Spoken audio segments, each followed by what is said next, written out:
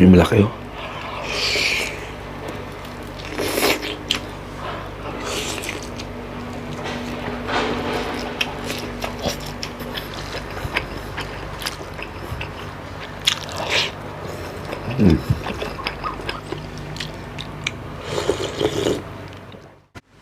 So yan mga kautol, gagawa tayo ng beef pares. Pasensya na sa boses, medyo malat. So papakulan lang natin to saglit sa may tubig para matanggal natin yung impurities. So 10 minutes mga tol. Tatapon natin yung unang pakulo. Iyan, after 10 minutes, nagsilabasan na may impurities mga tol. Patayin na natin to and then hugasan natin ng maigi. Ayan, so malinis na to. Next natin gagawin ay i-pressure cooker natin mga tol para mabilis lumambot. Timplahan na din natin para sa ating sabaw. Lagyan natin ng ito yung dulo ng spring onion, sibuyas, bawang, mintang buo, beef cubes. Tapos lagyan natin tubig. Level lang natin yung tubig. Yung part pala ng baka, laman, taba, tsaka litid. So, pakulan natin to ng 1 kalahating oras mga tol. So, after 1 kalahating oras natin pinakuluan, ito na siya mga tol. Tapos, tinabi natin yung hindi natin tinapon yung sabaw. So, ngayon, umpisa na natin maggisa. Ngayon, maglalagay tayo ng mantika. Sabay-sabay natin ilagay bawang, sibuyas, luya, at spring onion.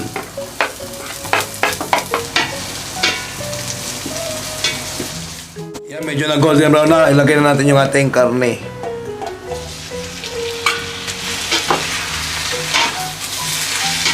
Lagyan natin asin at paminta. Ngayon, lalagay natin yung sabaw. Impla natin ng soy sauce, star anise, tapos isa pang beef cubes. Lalagay rin tayo ng brown sugar. Ito, tubig na may cornstarch, pampalapot. Tikman muna natin. Tapos adjust natin yung timpla. Dagdagan ko ng konting asin. So yan, ready to serve na itong ating beef pares. So napainantay natin. It's mukbang time!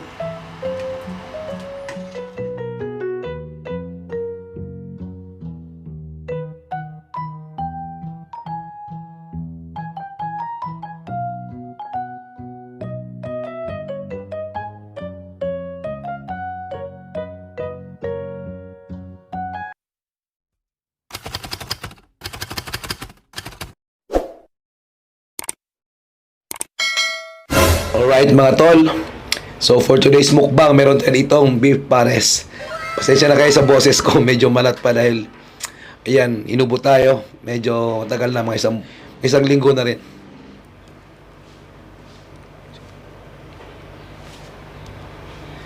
Sana may fooding kayo dyan mga kautol para masabay nyo akong kumain. So tara, kain na tayo. Yun.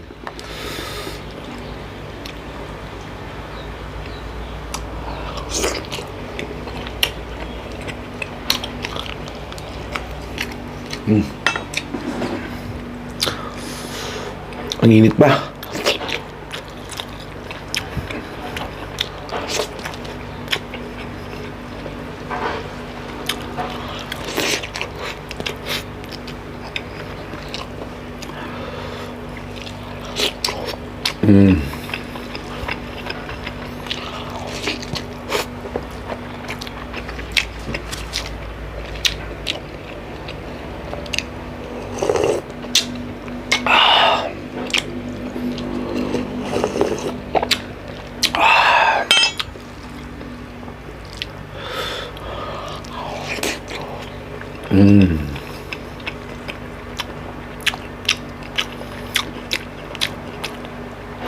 Yung malaki oh.